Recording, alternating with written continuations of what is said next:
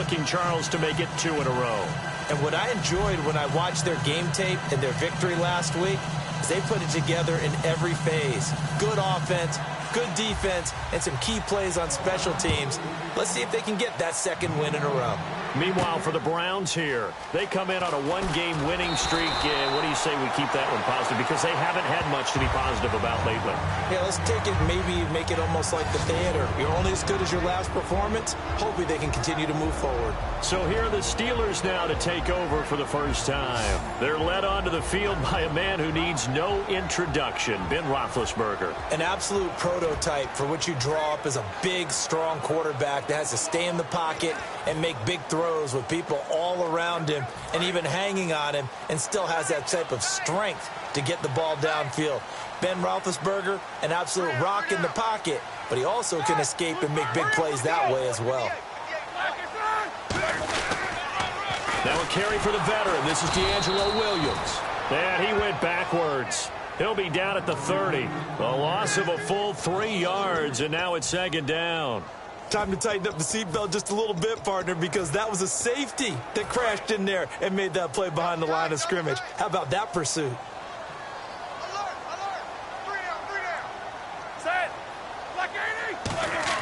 They'll fake the give to Williams. Now it's Roethlisberger. And he'll be hit as he releases it, and that'll fall incomplete. On your screen now, here are the offensive starters.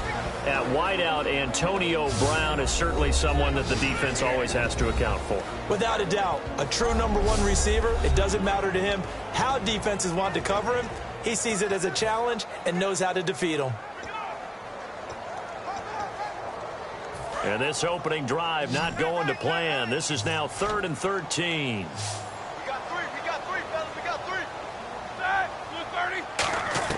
Now Ben on 3rd and long. He's going to let this one go deep. And a shot taken on 3rd down, unsuccessful. 4th down now. One of the toughest things about playing defensive back is pattern reading, trying to figure out what they're doing. And on that one, they had the fly, just sending a guy downfield with the in route accompanying it, what people call a dagger route, trying to hit the guy underneath after the clear out. In this case, though, they're not able to get it done. Yeah, they said forget the underneath route. They went for the guy on the fly, but as you said, incomplete. So here come the Browns for their first drive on offense. They'll be led out by a guy who only became a starter relatively late in his career. It's the well-traveled veteran, Josh McCown. Josh McCown comes from a family of quarterbacks. 3 have started in college, and 2 have started games in the NFL.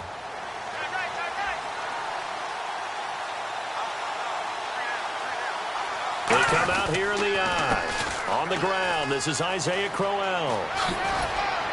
And they're able to get this one across the 35. 17 yards on the pickup there, and the drive will continue. When we sat with the coaching staff a couple of days ago, they said attacking that defensive look with a run, something they wanted to do. It was effective. And they were extremely confident, weren't they? Their planning, their preparation, they knew what they were going to get in that defense, and they were able to attack it accordingly. They keep it with Crowell on first. 2 yards on the pickup there. It'll be 2nd and 8.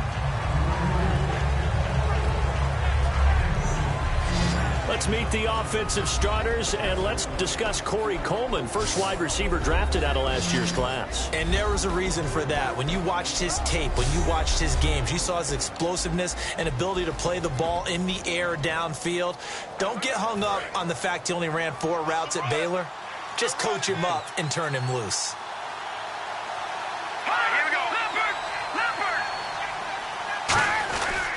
On 2nd down, here's Crowell. Nowhere to go that time. He maybe got a yard up to the 40. Stephon Tuitt, the one that got him down. And a look at the Steelers' defensive unit. Stephon Tuitt's ability to play defensive end and yet rise up and knock passes away when quarterbacks try to throw them, he makes it hard to get around.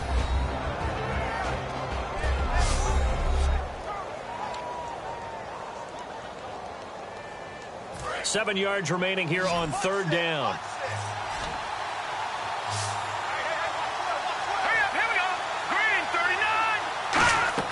Throwing is McCown on 3rd down. Oh, the ball comes out on the hit, but they'll say it's incomplete. Partner, how many times have you heard it? Pressure creates diamonds, right?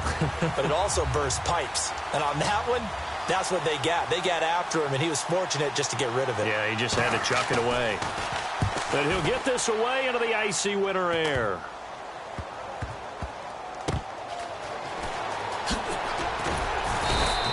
Officially just 27 yards there on the punt. And the Steelers will go on offense here, 1st and 10.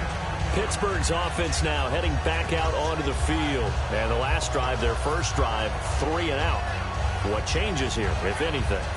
I think it's making sure the guys that you trust the most with the ball, the biggest playmakers you have, that they touch it on this possession to try and get things moving. So get it to the horses. Without a doubt. They're the ones that typically end up in the end zone. Flushed out right. Wheaton with a catch right side. Personal foul. Unnecessary roughness. Defense. Automatic first down.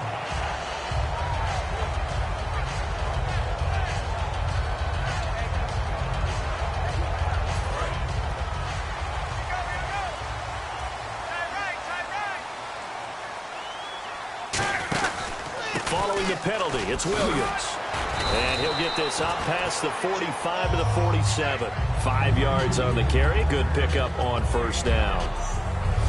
And here's the starting crew defensively for Cleveland. If your day involves blocking Danny Shelton, you better pack lunch and dinner. It's an all-day job.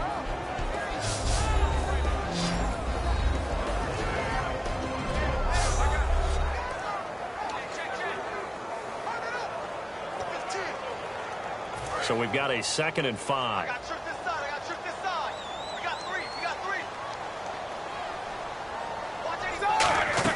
On 2nd down, here's Roethlisberger. On the right side, caught by Green.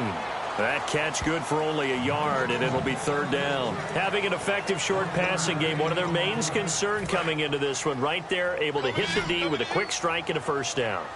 And you're able to put that into your game plan when you see that there's space to throw the football. A lot of defenses don't want to play press coverage or tight coverage. They'll play backed off, and sometimes those cornerbacks will bail out really fast and really get deep, and that allows you to throw the quick game underneath, and they took advantage of it. Now it appears we have a Steeler here slow to get up. And this is certainly not what you want to see in the final week of the year. We'll be back.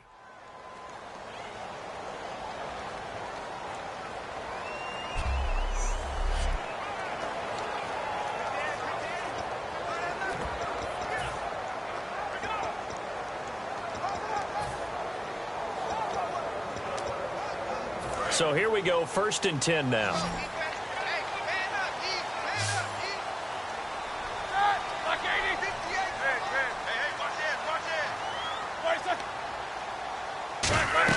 They'll throw on 1st down with Roethlisberger. He'll set up the screen. This is Williams. A good convergence there defensively, only a yard, and it's 2nd down. So many things have to come together just right for a screen pass to break for big yardage. The blocking, the timing of the pass to the runner, everything has to fit together just right. But on that play, the defense was able to disrupt things and hold it to a short gain.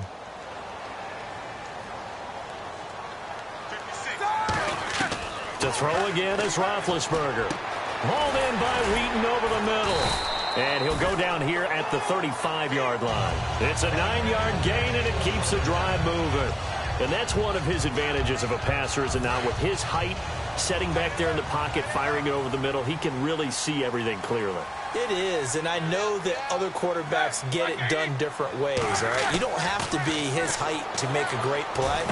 But what he does is he takes away having to make those slide steps in the pocket to find angles to throw the ball through. He just throws right over the top of it because he can see everything, and sometimes that saves time and gets the ball to a receiver quicker.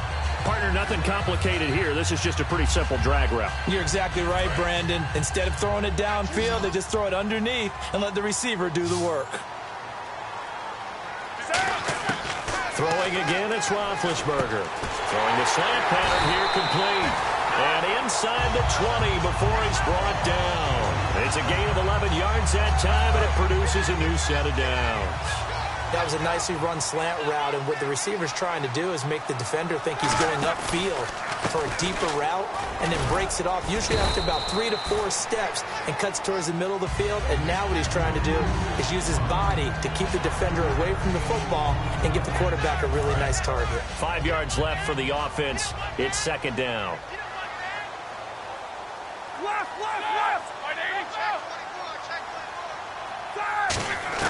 Now Roethlisberger to throw on. Now been hit, and he lost the football. It's loose. And this is picked up by the Browns. And he brings it back to right around the 26-yard line. Thank goodness for heaters up here. And thank goodness I don't have to carry the football in this game. It's January. It's cold out there. Trying to clutch the football and absorb the hits, not easily done. Yeah, we saw a product of the elements right there. And now the Browns coming out on the field. And last time out, they had to punt the football away. Anything positive possibly to take from that? There always is when you're punting the football away. It doesn't sound like it because you're giving it up, but you've avoided a mistake. At least you didn't turn it over. You didn't turn it over, right? You're giving your defense a chance because you're punting the ball away, and they're set to go on the field as opposed to sudden change after a turnover. Wow, now we got to go out there and stop people. So, yeah, there's always something positive to be gained from it.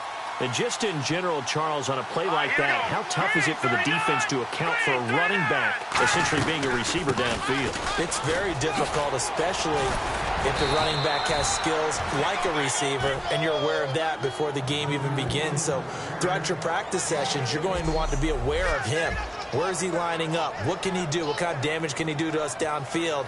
And who can match up with him without weakening our overall defense? You're exactly right. It's a tough task to match up to him. It's a 5-receiver set. 3 to the left, 2 to the right.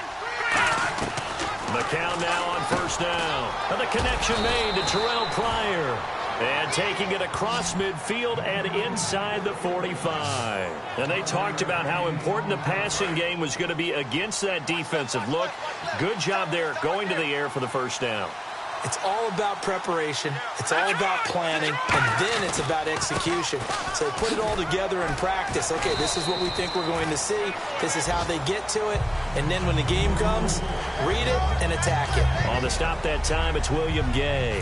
2nd and 5. And that's exactly what you want on a first down run. Pick up 5 yards, bring up 2nd and 5.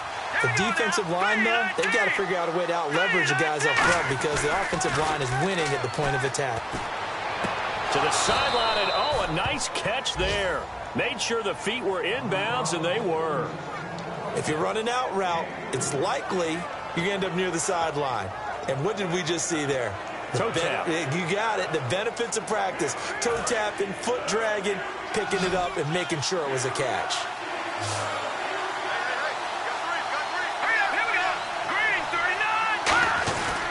They'll try to run for it with Crowell. And he's able to get it to the 31, and that's enough for the first. I don't know about you, but that almost felt like old-time football there. 3rd and 2 is not necessarily just a running down anymore. A lot of times they want to throw the ball. They went back to the roots and powered forward and got the first down. They'll run it again with Crowell. He winds up getting only a couple there, down to the 29. The linebacker, Ryan Shazier, there to make the tackle. That's a good play by the guys on the defensive side of the ball. Held them to a gain of 2. And that changes the playbook a little bit now for the guy calling plays. 2nd and 8. Now he's got to probably think about going to the air instead of maybe staying with the ground game. On the counter, it's Corral. And he stopped immediately there. No gain on the play, and it's going to bring up a 3rd down. So not much to speak of scoring-wise in this first quarter of play. 0-0 our score. EA Sports NFL Sunday returns following this. This presentation of the NFL on EA Sports is brought to you by Snickers. You're off your game when you're hungry. Snickers satisfies. Back with Charles Davis. I'm Brandon Gaudin. The Browns with a football to begin quarter number 2. They're on the march, but facing a 3rd down here.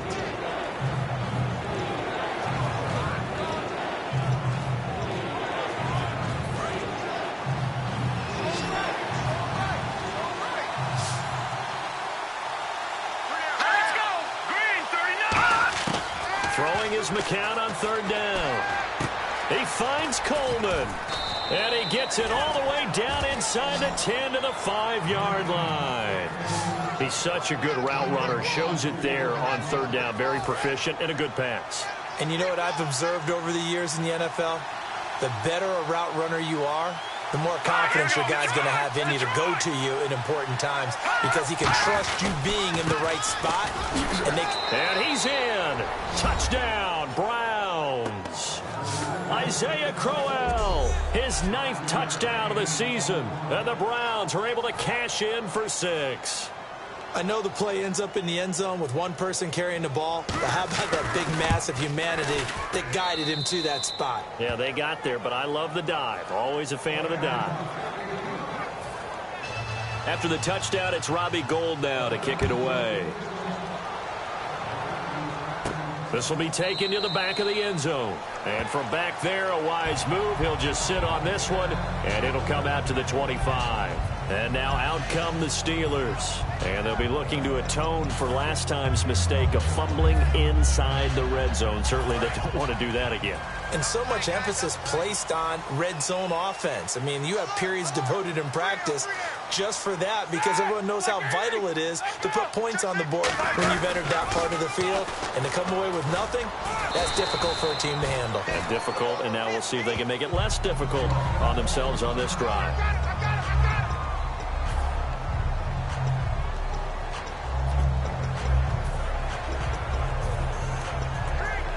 Second down following the run. We got three, fellas. We got three. Like 80. They go play action with Roethlisberger. Trying to lay one up deep. This is caught inside the 15. And into the end zone. Touchdown, Pittsburgh. Antonio Brown hitting double digits with his 10th touchdown of the season. And the Steelers are an extra point away from tying this thing up. Charles, there aren't really any slow receivers, but there's fast and then really fast. He's really fast, and he showed off the afterburners there. And that he is, because when he took off, I was thinking there's no chance that he can actually reach him with that pass. Yet he did, and he's still sprinting. And just think about what that does for everyone else on his team, because his ability to stretch a field opens things up for the rest of the receivers on the team. So we're right back where we started, all even as the kick's away. This is fielded at the chalk of the 10. And he breaks it all the way out to the 38-yard line. Great return.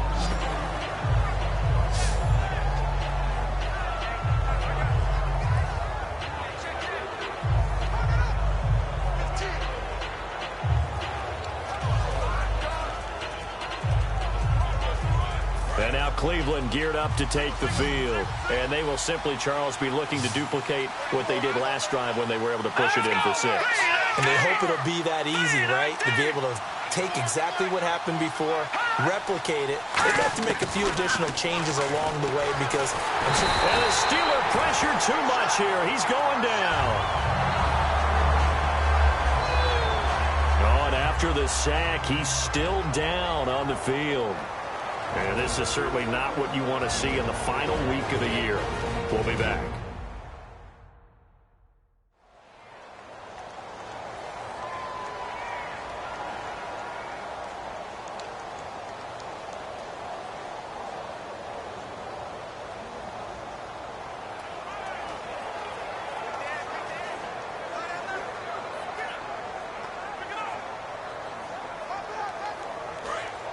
So McCown forced to depart. And look who's going to get a shot here in relief. It's Robert Griffin III. They come out here in the eye. Griffin going to give to Crowell. And they won't fare much better here as he maybe gets back to the line. No gain on the play this time, and it'll be a 3rd and long situation coming up.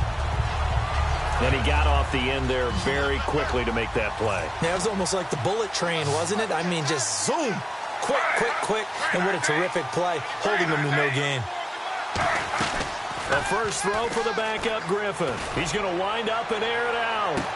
And this is caught at the 20. And he'll take it into the end zone for a Browns touchdown. Corey Coleman with touchdown number 7 on the year. And the Browns have taken the lead. Well, they went play action there and set it up nicely for him. I mean, he can flat fly, and they hit him downfield. And it doesn't take much to create that extra bit of space that a guy of his speed needs. If you go play action, all you want is just a moment where the guy's covering, take their attention somewhere else, and then he's by them. And once he's by them, there's no catching him. As they always like to say, if a receiver's even to a defensive back, that means he's leaving. Unless that DB is Charles Davis, right? In that case, he left me a long time ago. Come on now. Trust me.